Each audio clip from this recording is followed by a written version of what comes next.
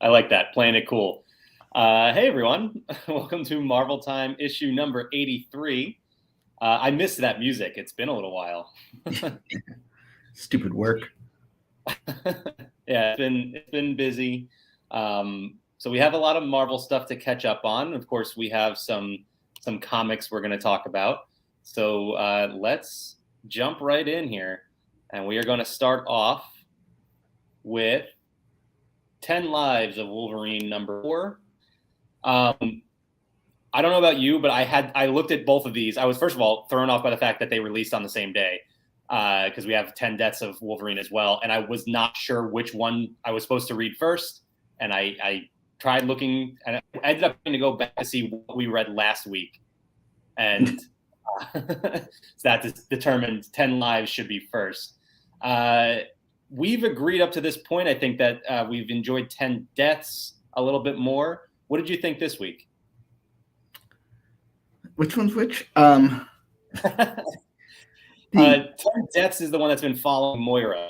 Right. I actually like this one. It got a little wonky. I mean, this is the one where basically, Wolverine's going through time to kind of catch Omega Red, although it seems... What I liked about it was I think Wolverine realized the same sort of futileness of this as about the same time I realized that we just kind of kept doing the same thing over and over and over again. And so, the story's moving forward, I think, at the right spot. So, it's Venom Wolverine's is cool. So, right. Yeah. Anytime there's symbiote stuff involved, I am in.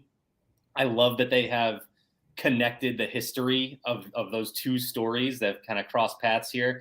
And yeah, I agree. I think this one, 10 Lives is they've kind of like met in the middle here. And now I think 10 Lives is kind of surpassing 10 Deaths a little bit, in terms of just how much I'm enjoying these stories, because 10 Lives in the beginning was very confusing and is kind of slowly piecing things together as we go. Whereas it's the exact opposite. It was very simple in 10 Deaths. And now it's getting to be this like massive futuristic Terminator type story. Mm-hmm. But yeah, I really like this. It's still, I'm not a fan of this all-powerful Omega Red taking over the bodies of every person that Wolverine comes in contact with. It gets to be a little bit much, but I am definitely interested to see, one, how we got to that point, and two, where this ends up, because it's definitely getting pretty crazy. And like you said, Venom Wolverine, I mean, it sets up a really interesting dynamic going forward. But speaking of, let's jump from this into 10 Deaths. I know we kind of, blended the two together a little bit, but I am still enjoying this one, because I think they've done a lot of really good stuff with Moira McTaggart in recent comics.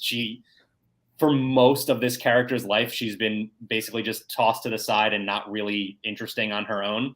And they've made her an integral part of mutant history. And now, like I said, I get big, Terminator vibes. I get some Star Wars vibes too. Like there's this destiny that she can't escape. I'm not sure who I'm supposed to be rooting for, because they've spent so much time building up Moira as the main character. And now you see what that leads to, and you kind of feel bad for everyone else involved, and you don't really know what to do. Did you get that same feeling out of this? Yeah, I guess my one criticism is, and maybe it's just because, it's a fast medium, but I feel like Moira's pivot was very fast. Mm-hmm. I mean, granted, she's lost everything. She's kind of a mess, but I kind of felt like she wouldn't necessarily want to destroy the world. But that being said, I guess you're right in that you get where now the mutants are coming from, but you're a little confused about what her purpose is. There's a prose passage in there, so I think it's supposed to give you a little insight, but still, it comes across as a little deranged. Yeah. And so, what's the end goal for Moira, I guess, is my question. And I don't mean that in a bad way. I mean, the comics should have questions that you're trying to get the answer to. Right. But, right. What's the end goal here? Like, she's dying, obviously she's trying to become a mutant again so she can start over. because I mean that's her powers. Like she dies and whole resets the timeline to something new. And but if that's not possible, then is it just out of vengeance? And we got a fair way to go. I think we're about halfway through. I forgot how many issues these things are, but I think so. Yeah, I think it was 10, which would be that would make sense. Yeah, and so there's still a lot of story to tell. So I think these. I love reading comics on a weekly basis. These books might be better as trades. Just because they're so dense that even week to week you're like, wait, where was I? So but I'm enjoying the story. And I've been upfront that sometimes the X-Men gets a little too convoluted for me, and these books are not simple, but I think the storytelling and character structure makes me still enjoy it. Yeah, I agree. I will say, given that we have, I think, 6 issues left in each of these, there's plenty of room for it to get too complicated. And it seems like it could very easily go down that path. But to this point, I have really enjoyed them, and looking forward to checking out some more of them. This is the ending of this one too, especially. I was dumbfounded by this. So I don't know where they're going from here, but things are getting very interesting for sure. So let's switch gears here. We'll jump from the mutant comics. We'll go over to the Amazing Spider-Man number 92. And I will throw this out there. This is my pick of the week. Good choice. He's not. I'm going to give a little bit of a spoiler. The Morbius stuff in this is great. Yes, I agree. Well, so I want to say the reason this is my pick of the week, one, Ben Reilly is becoming an incredibly interesting character. They've done such awesome stuff with this character through this arc, which has become a very, very long arc at this point. But I'm enjoying every piece of it. But also this Misty Knight and Colleen Wing, I need more of them. I need a lot more of them. They need their own series. Just keep this going, because they have been every panel they are in is enjoyable and really entertaining. So they had a big role to play in this one, as you can see on the cover here. So really, really like that. Also, we finally got to see the sandwich department in action beyond sandwich department. So that was a lot of fun as well. But yeah, this Ben Reilly stuff has been so great to this point. And remember, a while back, they teased the finale of this Beyond arc. And, we see that it's going to be Peter versus Ben. And they said, you may be surprised who you're rooting for. And I can see that sort of gelling here. At the same time, it's also like, how do you root against Peter Parker? I'm not sure how things are going to turn on him, but you really feel for Ben with where we're at here. I also feel like I'm glad that there's obviously a natural tension. I'm glad it just didn't become like, I hate Peter Parker. Like those pivots can happen so fast. And I don't know how they're going to get there, but it's not like, he forgot to invite him to his housewarming party, and now we're going to have a battle. Yeah, he didn't expose his fake pictures of Spider-Man and got him fired from the Bugle or anything like that either. So yeah, I really like this one. Obviously, my pick of the week. Is it also yours or no? Okay, all right. So let's jump into our next one, and that is Devil's Reign number 5 of 6. I can't believe we are already down to the finale of this crossover event, which I have really enjoyed to this point. What do you think? I liked it. I liked it. I maybe not liked it as much as I liked the start of it. Mm-hmm. I kind of felt like there was just a little too much of brooding Kingpin who you don't really care about to begin with. And I just felt like until the end, you don't really get much progress on it. And knowing it's the penultimate issue, it just feels like there's a lot to get to. Yeah. And so, we'll see where it ends up. Yeah, penultimate issues with these big crossover events can go one of two ways. We can get what we got here, which is basically felt like kind of stalling and setting up the big finale. Or you can have it where the penultimate is the big craziness, everything goes wild in this, and then the finale is used to basically just wrap up, tie up all the loose ends and everything. I feel like my first note on this one is just things really got out of hand fast. Like this started off, and we talked about quite a few times how we like these really grounded stories, and it was like this political drama, and you have this mayoral race between Wilson Fisk and Luke Cage, and it felt different, and now it's kind of broken down into like this big all-out war in the streets of New York, which we've seen before. I am still enjoying it though. I don't want to completely write it off. Like I did like this issue, just not as much as what was set up prior, I think. Yeah, to me, it was more interesting when Kingpin had sort of used the mind control as a light touch, to influence them. Like making him a zombie horde makes it unrelatable. Right. So the other thing I'll say too is I do wish things were timed out a little bit better with all of these events going on, because coming off of Amazing Spider-Man and where we're at with Ben Reilly, and then seeing him in this, and it's right. Completely different situation. It just takes you out of it. I wish there was some more continuity, and that just comes down to release schedule and all of that, which we've complained about enough in the past. Well, what's frustrating too is this the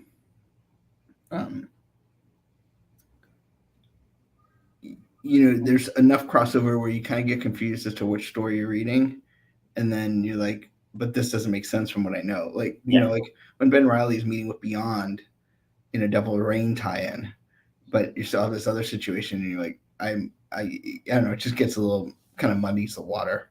Mm-hmm. Yeah, I do agree there. So I'm gonna go out on a limb here, and I'm gonna say Captain Carter #1 is your pick of the week. Yeah, that would be the. So tell me about it. What did you like about this first issue that follows this Captain America variant? So I mean, it's basically the Captain America story except for Captain Carter, but I liked.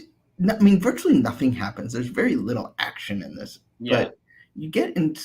It's like the fun talking parts of an MCU movie. It felt very MCU, like in terms of the humor, in terms of the sort of pacing of it.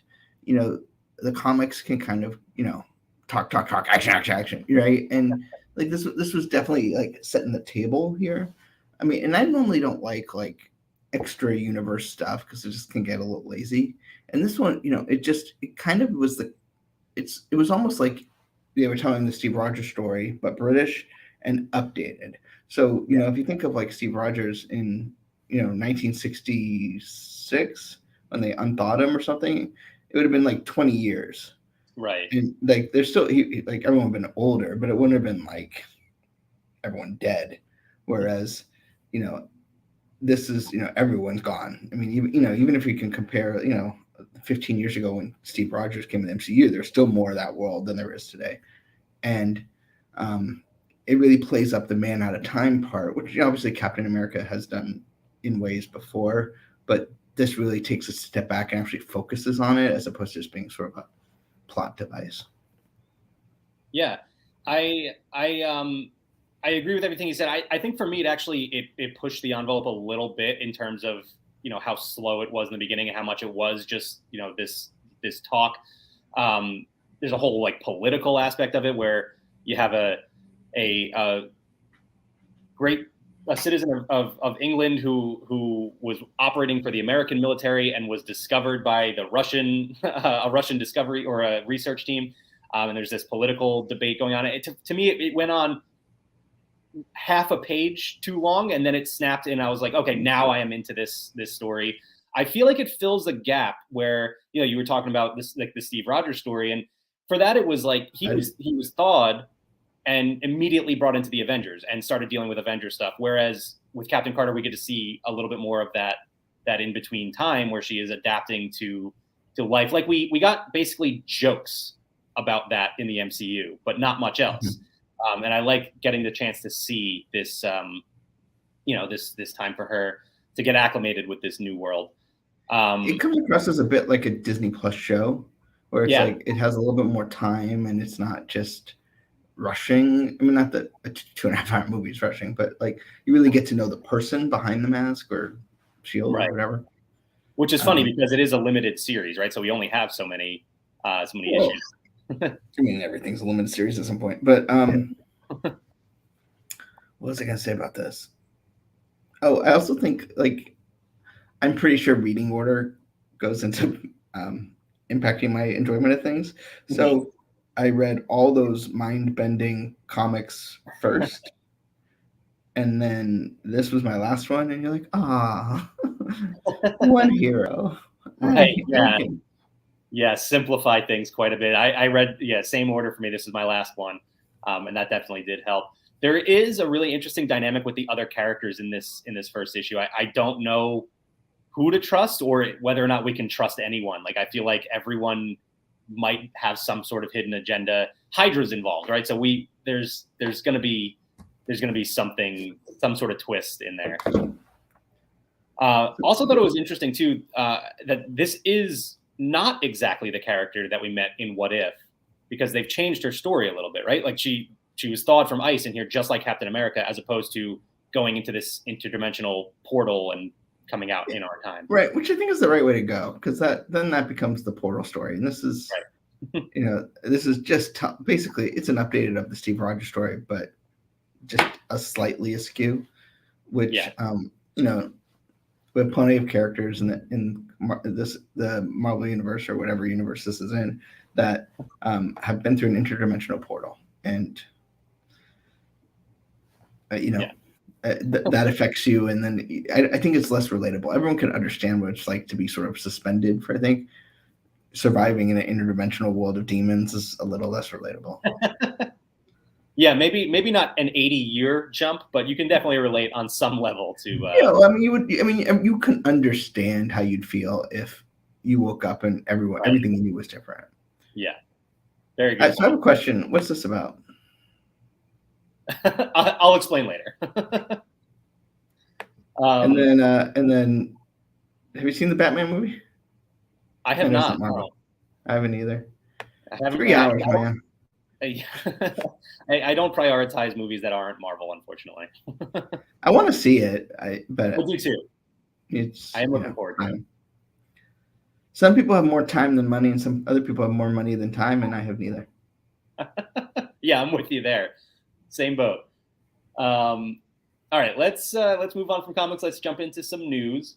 And the biggest news we actually got was last week, and that is that this upcoming Wednesday, right? Do I have my dates right? That sounds about right. We will be getting the Marvel Netflix series as well as Agents of S.H.I.E.L.D. on Disney Plus. So my question for you is, what are you watching first? Nothing. I've seen it. That's fair. I will say, so a couple things. One is Agents of S.H.I.E.L.D. was on Disney Plus and they took it off. That's what I thought. And when they announced this, I was like, wait, isn't this already there? Then I went to go check Hulu because I know it was there at some point. And it's not. It's nowhere as of right now. So, and there's some really great stuff in here. But it's very heavy. Oh yeah. And there's so much content. Like rewatching it is just not going to happen. We have. A little inside baseball. When you have to watch TV for a Disney website, like you very rarely get to pick what you're going to watch. Usually, it's like what you got to write about the next day, and so not a lot of time to do these things. But no, I loved Agents of S.H.I.E.L.D. I would say the sort of nebulousness of them being in the MCU also kind of hampers it a bit. Yeah, we have Moon Knight coming. We have Ms. Marvel. We have She-Hulk. And these series were not short. These weren't like 6 episodes. These were like 10, 12 episodes. Yeah, if I remember right. So at least 10. Yeah. So they're good. I would catch them if you haven't, or if you're still sort of quarantining.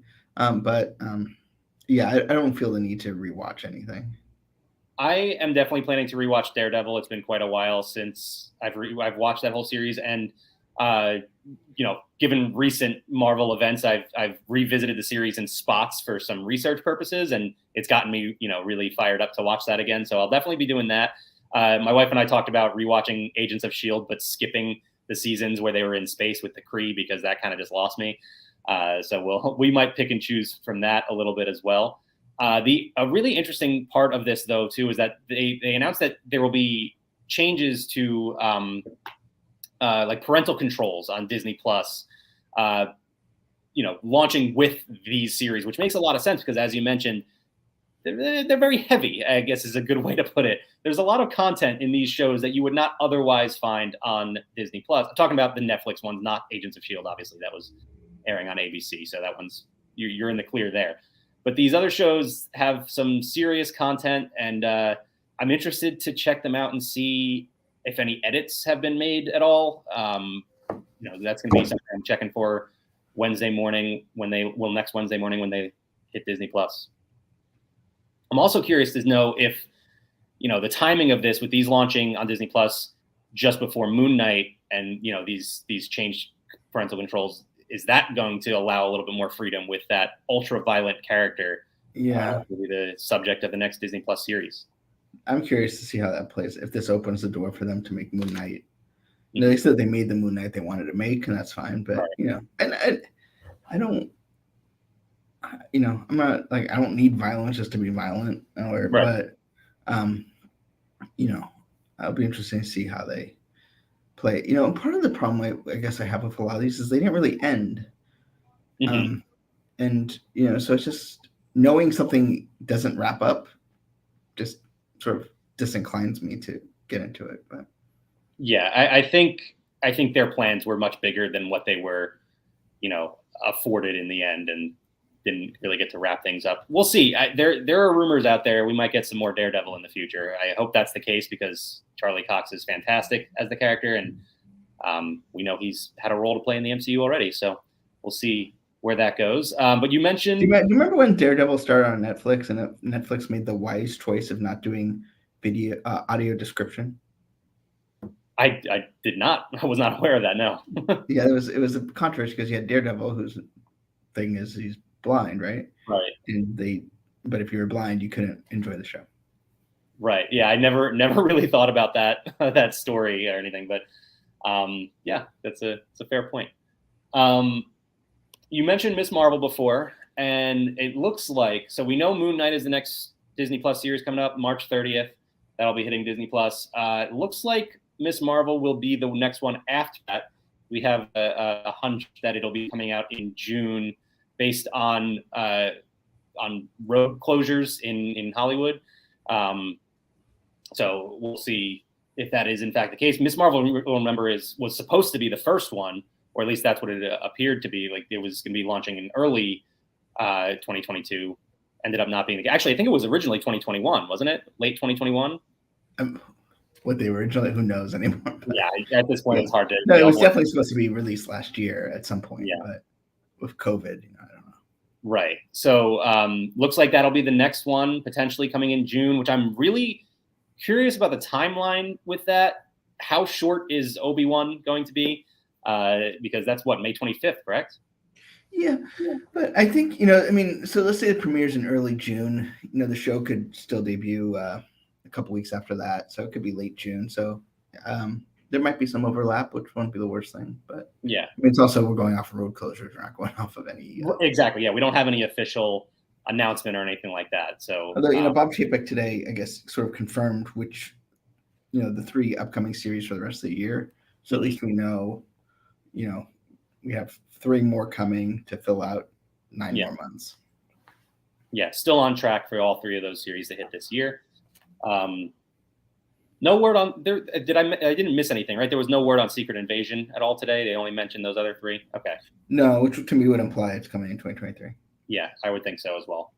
So definitely looking forward to Ms. Marvel, though. We got a handful of casting announcements here. Aaron Pierre was cast in Blade. We don't know anything about his character just yet.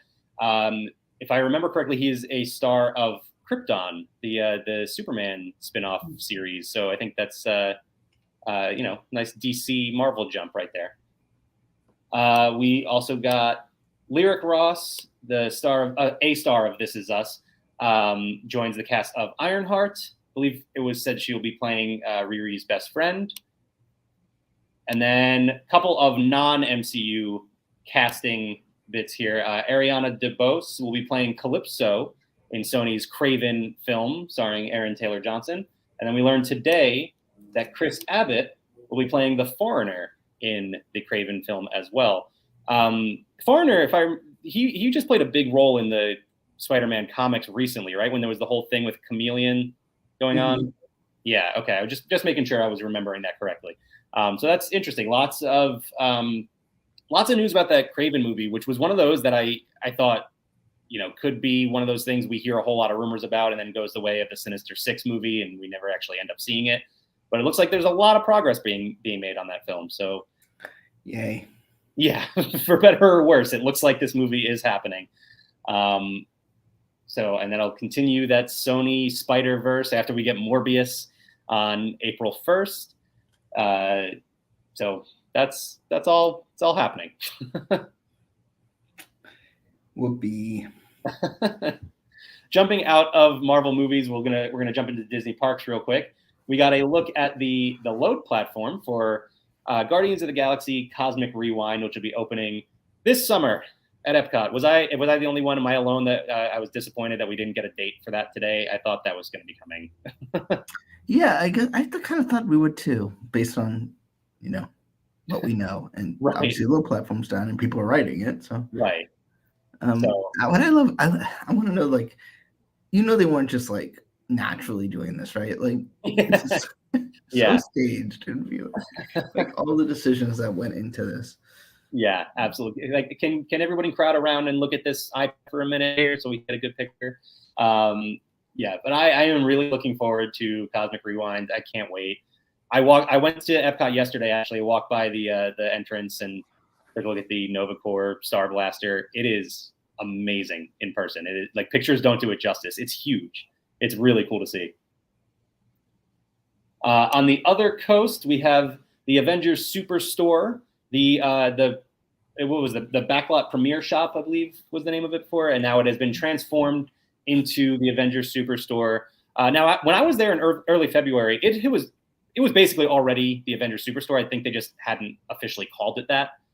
Yeah, I think they added in mobile order, and I think maybe they just did it to make it fit more. So when you pop up your mobile order, you don't go, "Where am I?" Right. I don't think they changed anything to the store. It's been this Avengers Campus store for a long time.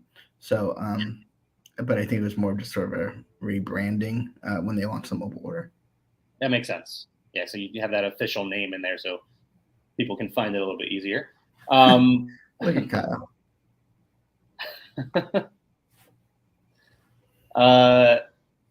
Outside of Disney parks, but still getting some live immersive experience news here, we're going to get a Guardians of the Galaxy immersive experience in London from Secret Cinema. Have you checked out any of the Secret Cinema experiences in the past? I mean, not in person, but they're very impressive when you read the online stuff. Yeah, I watched their sort of hype video, their sizzle reel, if you want to call it that, for some of their past experiences. They look really, really cool. And this whole thing, the Ravagers are recruiting, and you can answer the call and join Yondu and his crew. There's also, you can purchase the ticket for the experience, or you can also add on a screening of Guardians of the Galaxy Volume 2 as well. And this will be coming in August. There is no specific date, no specific location just yet. It's a secret indoor location in London. So pretty cool. Going back a little while, we had a Hasbro Fan First Friday on a Monday live stream event reveal thing, where we got some new Hasbro Marvel Legends series figures, including this really awesome Infinity Ultron Build-A-Figure from Marvel's What If. Really, really cool. And then we also had here's another look at Ultron here. We also have a brand new Rhino figure from this retro Spider-Man wave. Got some Spider-Man here. Then they announced another one of the X-Men vintage VHS box series with this really cool looking Storm. I love the deco on this figure that makes it look like it's animated, like 90s animated style. Really, really awesome. So lots of really cool new figures coming from Hasbro. You can check out the full post on Laughing Place marvel.com right now. We're going to finish things up here with some more comic book news. And I love the covers of this Ant-Man series that was announced. Celebrating 60 years of Ant-Man. We're going to get, it's basically, I guess they're calling it a series, but it feels like it's more like 4 different one-shots. There's going to be a Hank Pym story, a Scott Lang story, an Eric O'Grady story, and then the Ant-Man of the future. So really excited for that. That is coming in June, I believe. Yes, that is coming in June. We also learned of a Hulkling and Wiccan series. They're going to be taking on Agatha Harkness, which is completely out of left field, but no less interesting.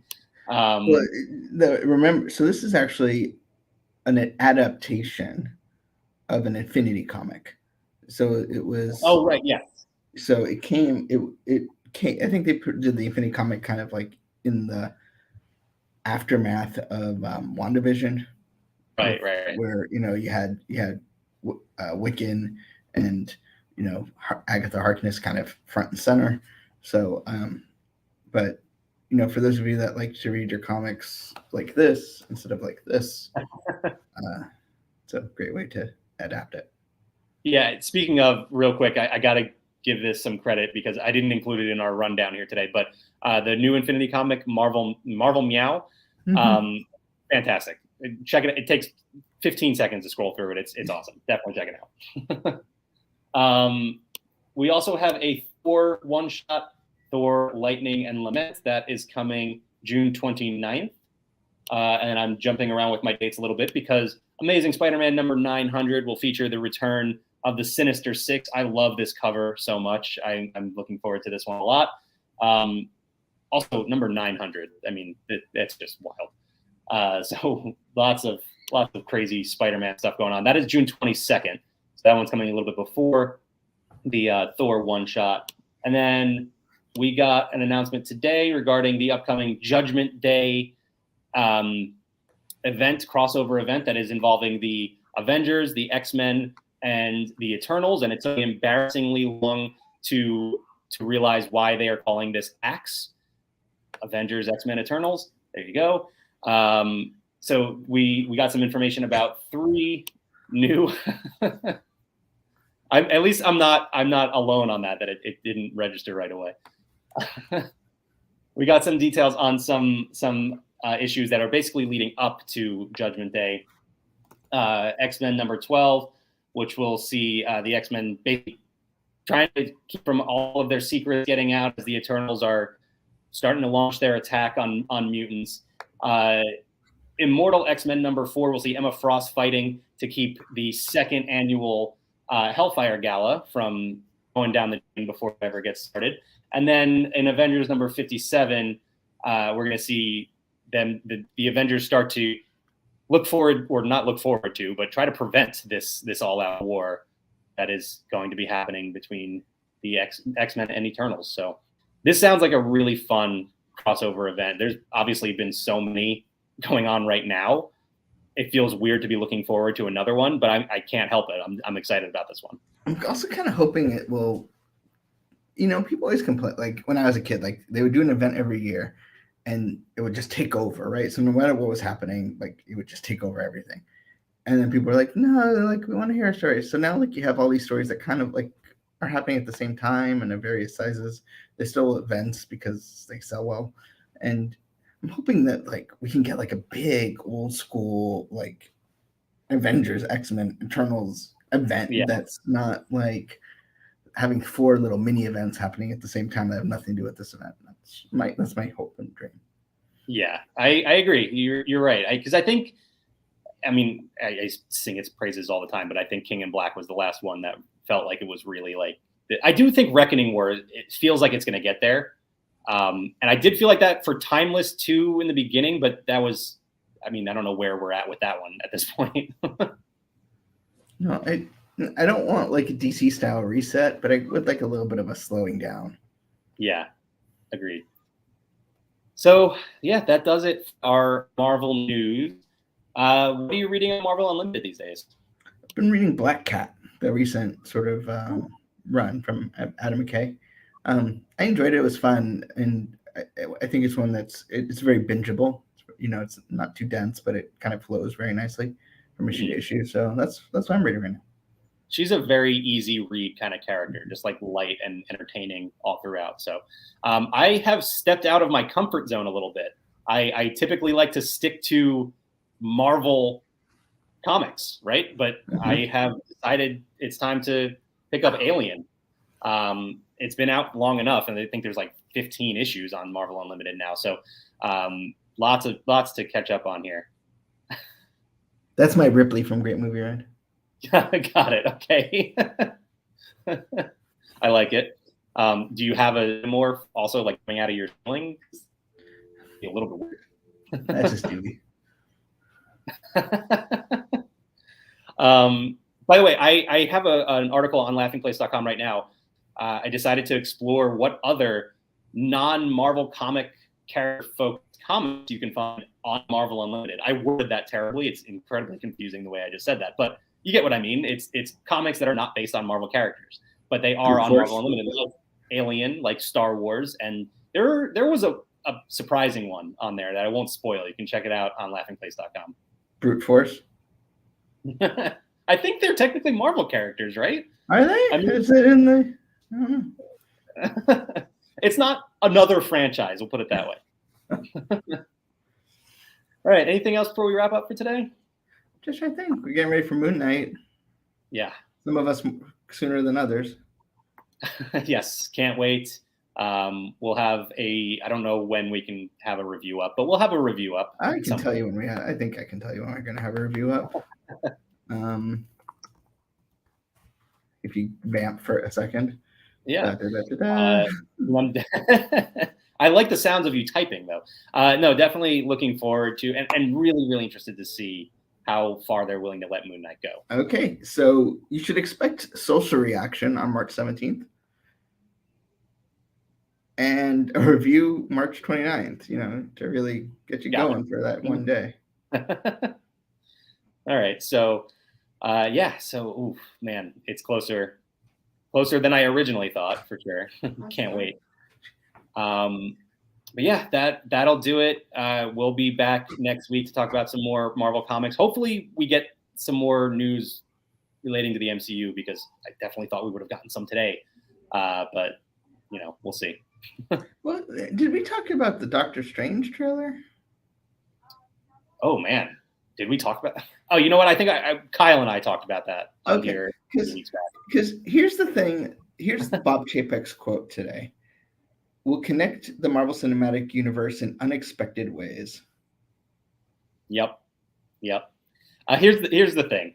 It's unexpected if you don't, unfortunately live on Twitter with every Marvel rumor going by your Twitter feed all day. I know it's not Marvel, but have you seen Picard season 2 on Paramount Plus? I have not, but I know where you're going with that.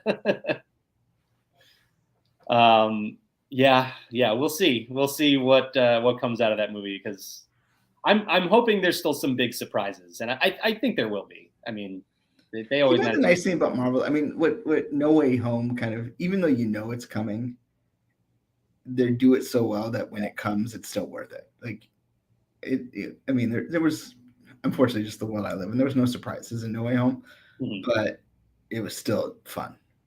Yeah, you're right. You're absolutely right about that. The, we all knew Tobey Maguire and Andrew Garfield were coming, but it still hit. It's the theater I was in, at least, still went absolutely crazy when it happened. So. What I enjoy doing is I enjoy going to the screening with the critics, and they don't react really, right? Yeah. I mean, at the last one I went to for SpiderMan, the guy left before the credits were over. So I'll be honest, I haven't had that kind of experience. I've had the experience where, it's almost uncomfortable. Like, you want to react, but you also know, like, we have to stay completely silent in this theater. And the craziest one was Avengers Endgame. Like, it was, I could hear everyone's deep breaths and like sobbing at some point. So it was just a bizarre experience. But so after seeing it, and where the beats are going to be, yeah, like, and then when I see it the second time, which is like usually opening night, I can, like, I know it's coming, and I can look around the theater and just see the people like jump out of their seats. It's so cool. Yeah. Yeah, that is pretty cool. At least we weren't, in the movie in a surprise appearance and then got no reaction from the crowd around us, like what happened to Charlie Cox. I don't know if you saw that. Oh no, really? Yeah, he said that when he saw No Way Home, the crowd had absolutely no reaction to his appearance in the movie, which is really funny. My theater did. Yeah, oh, mine did too. Yeah, in a big way. So, yeah, unfortunate for him. That sucks. All right, so like I said, we will be back next week. We'll be breaking down some more comics and some more Marvel news. I prepared poorly. It's been a while. I'm not used to this. What do we have going on tomorrow? We've got Barely Necessities on Thursdays, if I'm right. Okay. This Thursday we do as well as Star Wars headlines. So yeah, a little special time just because we're all really busy with covering stuff, so we can't follow our normal schedule.